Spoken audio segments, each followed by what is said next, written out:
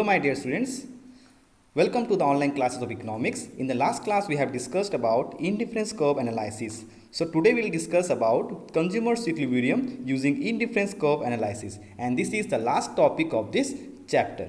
So now let us see some of the conditions. So number 1, indifference curve and budget line must be tangent to each other. Number 2, indifference curve is convex to the origin at the point of equilibrium. So, whenever these two conditions are fulfilled, we can say that consumer is in equilibrium. Now I will explain you the consumer's equilibrium through indifference curve approach with the help of diagram. Now you can see in the diagram, AB is a budget line, or we say price line.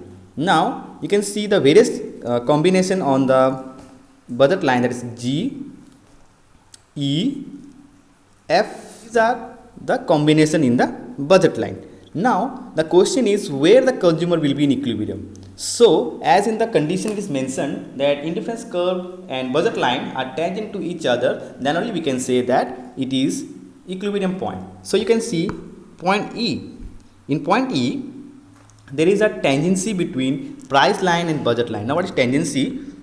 Whenever the indifference curve joins the budget line, suppose this point, so this point is called tangent. So here you can see in point E, in combination E, there is a tangency between budget line and price line. So we can say that in point E, consumer will be in equilibrium. And the second condition says that indifference curve is convex to the origin at the point of equilibrium. Now in the point E, you can see that the indifference curve, that IC2, is convex to the origin. So these two conditions are fulfilled at combination E. So we can say that consumer will be in equilibrium at point E. Now a consumer cannot be in equilibrium in IC3 and IC1. As we know that higher we go, higher is the satisfaction. Now we cannot say that consumer will be in equilibrium at IC1 because there is no tangency, as well as it is away from IC2, means the IC2 will give more satisfaction than IC1, and consumer will not be in equilibrium in IC3 because it is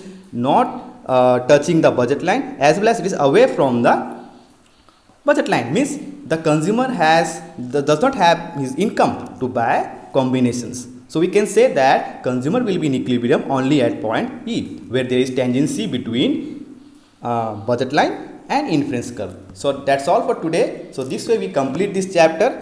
So whatever notes is given, study them properly. Stay home, stay safe. Thank you, students.